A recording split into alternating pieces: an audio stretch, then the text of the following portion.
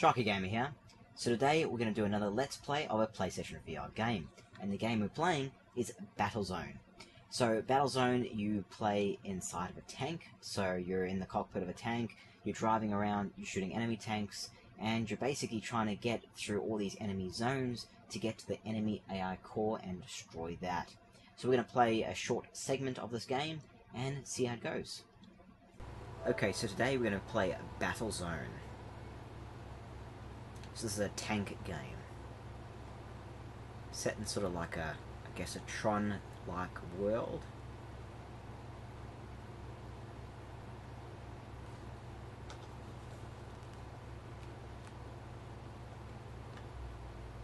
And it opens up here, where you're sort of inside a tank. You never really leave this kind of cockpit position. All the menus and everything comes from inside your tank. It's pretty cool.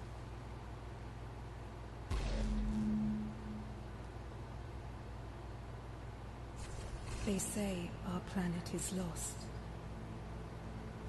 Robot armies destroyed our cities and forced us underground. We are hunted, but we are fighting back. The Cobra strike tank. Only the best can pilot them. You control the Cobra remotely with a BioLink VR pod. You have one mission. Reach the volcano, destroy the AI core, reclaim our planet.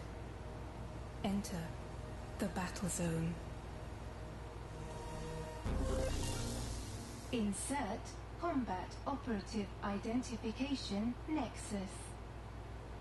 See, that's a pun, insert coin, kind of linking to its arcade roots.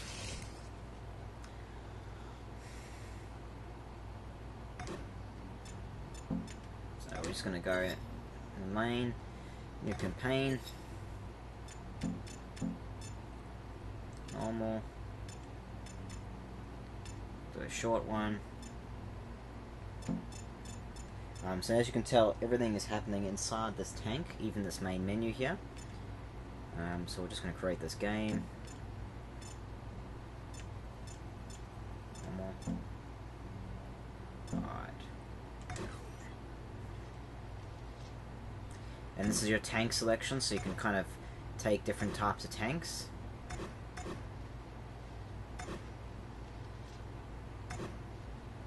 Light tank, medium tank.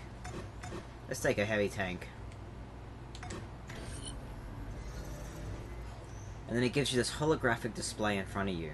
So essentially this display, all these little kind of octagons, you've got to go through and deploy different things. Some which deploy weapon drops, which can go to different objectives, achieve different styles of missions.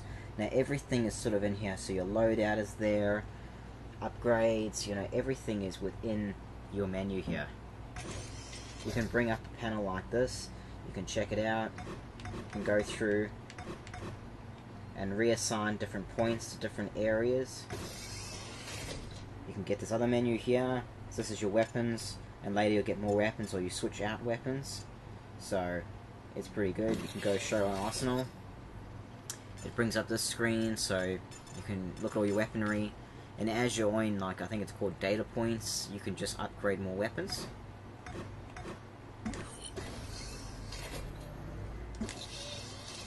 Alright.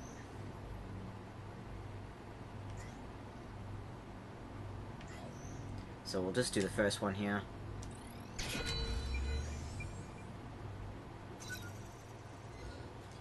And the tank looks awesome. It feels really large, like you're inside a very large cockpit. Press X to launch mission.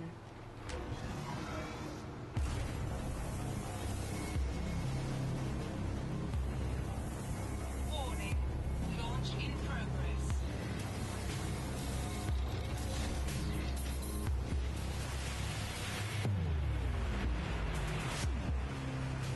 So this looks pretty darn cool.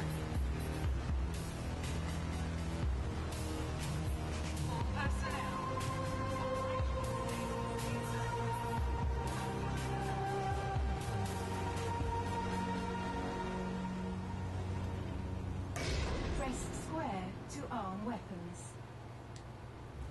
Aim and fire at the target above. Shoot the target to continue. Confirmed. Outer doors opening.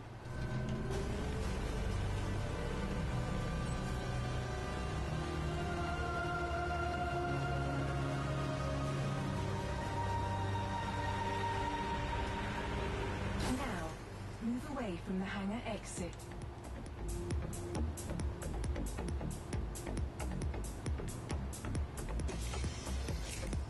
You can see how how much it looks like a Tron world.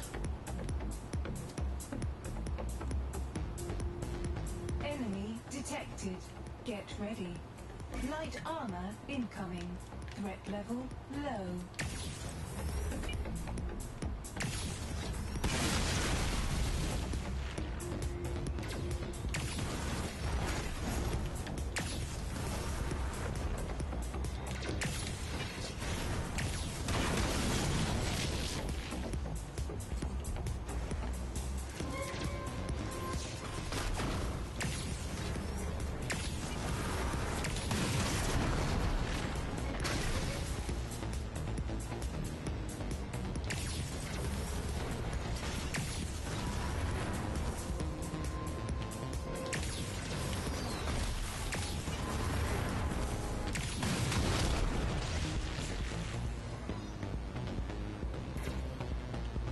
So, you're constantly keeping an eye on your map, so you know where the enemies are.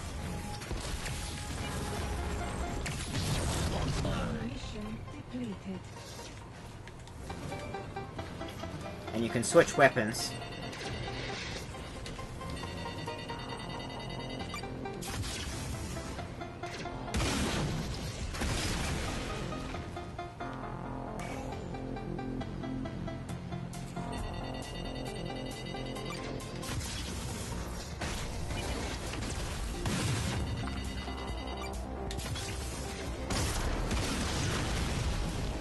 Towers. Stay out of sight and shoot them at long range.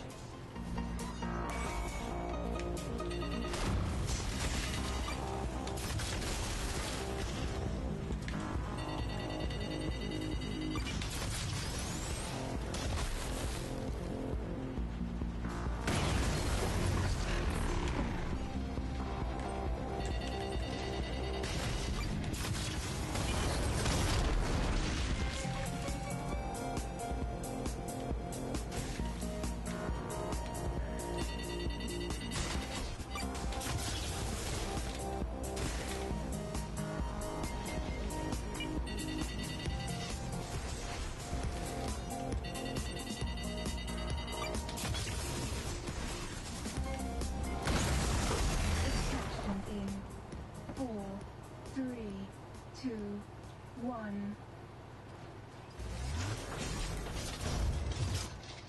There we go, mission success.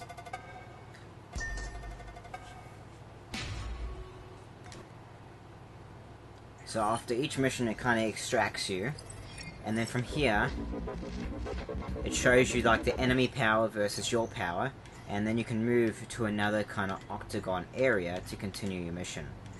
Now the one thing you'll know, you've got the floating controller in front of you, you got no body at all, because its idea I guess is that you're controlling this tank remote controlled, and you aim with the actual stick here. Everything else is sort of controlled by the other buttons, but you're aiming with the stick. You can come here, you can move there, or you can drop a probe there using R2. So why don't we just go and just move here and go to the next area. And the thing is to keep an eye on your holographic map in the front here, because it will tell you enemy positions.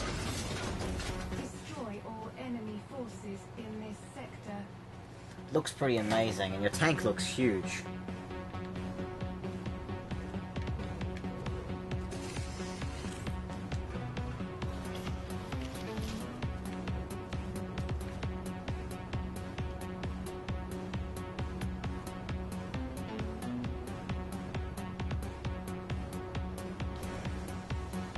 And you do have a boost button.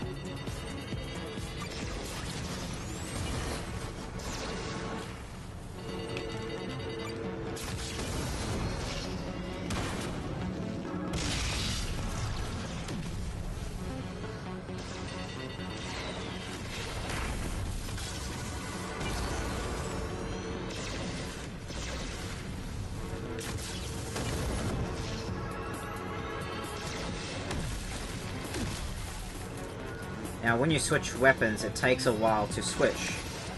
So, you have to wait for your weapon to switch weapons, or to reload.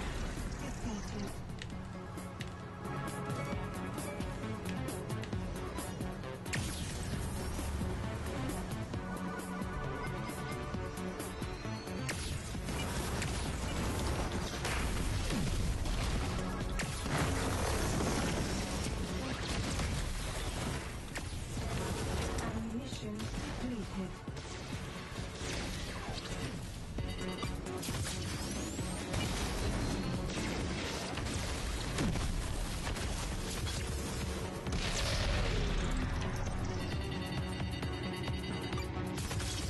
Mission complete. Extraction in 4, 3. It looks incredible being in the tank. 1. You can see all your commands, and it seals it all up. It's pretty awesome.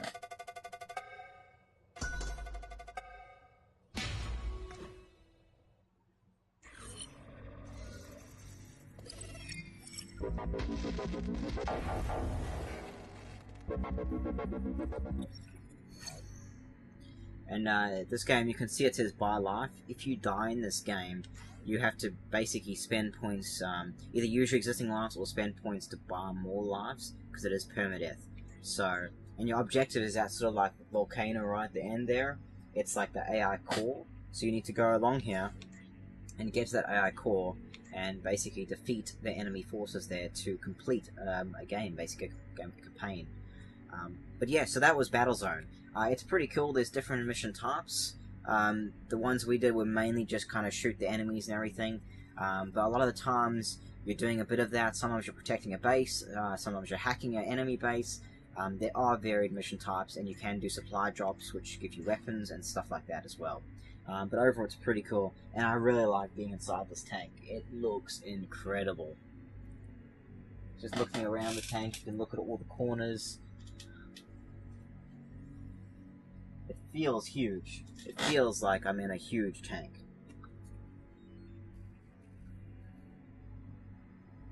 So it's pretty cool to have basically your HUD built into your cockpit, and everything else you need is here. But yeah, so that was Battlezone, guys.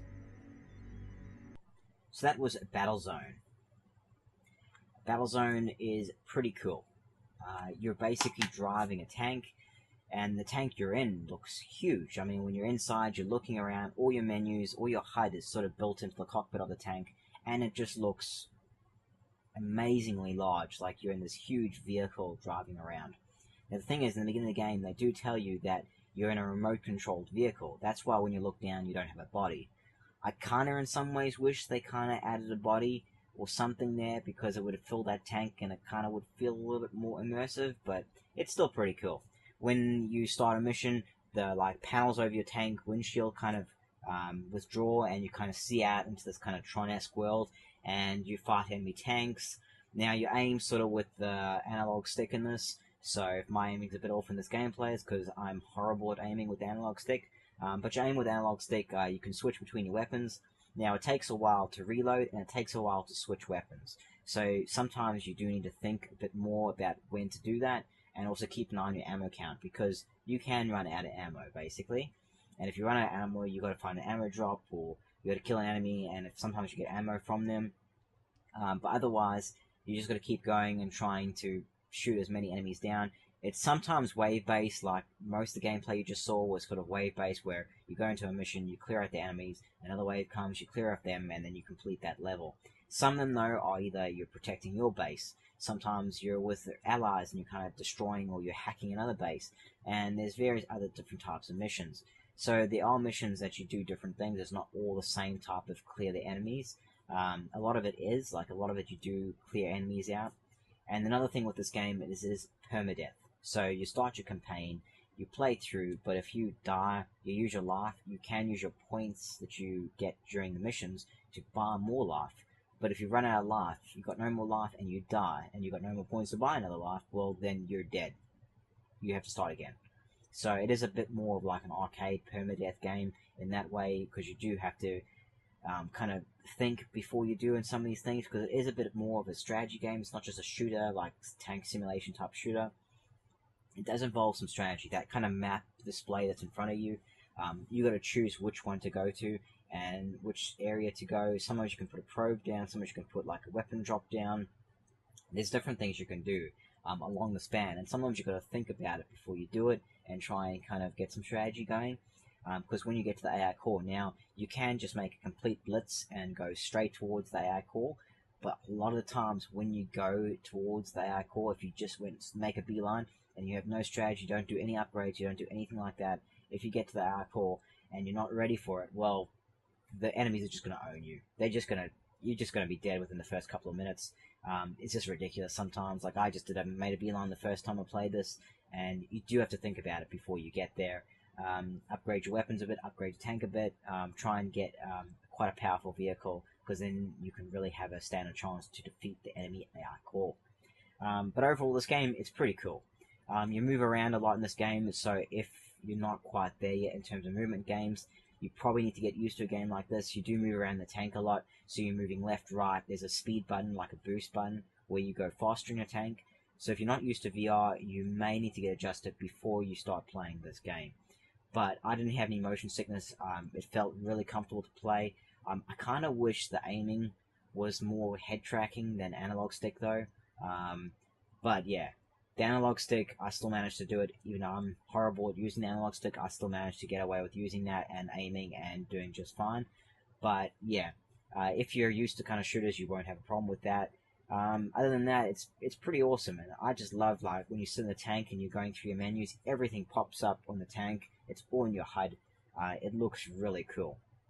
So overall, this game is pretty cool.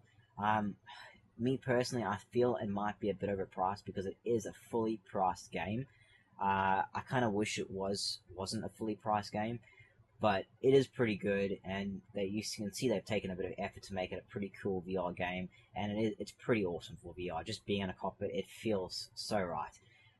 So it is a very good game, but some of you might want to wait until the price drops to get this type of game. But if you already bought it, then cool. It is a pretty cool game to play, and you can play it multiple times. You saw in the beginning there, it gives you options about short campaign, long campaign, etc. So you can go through and play it multiple times, change your settings up, make it harder for yourself. You can do a bunch of different things. Try a different tank, for instance, so there is a bit more replayability to it. And of course, you can always play online if you prefer online multiplayer. But yeah, guys, that was Battlezone for PlayStation VR.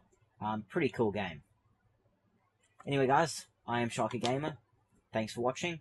If you like this video, hit that like button, and of course subscribe for both more PlayStation VR videos like this one, as well as more controller videos. Thanks again for watching.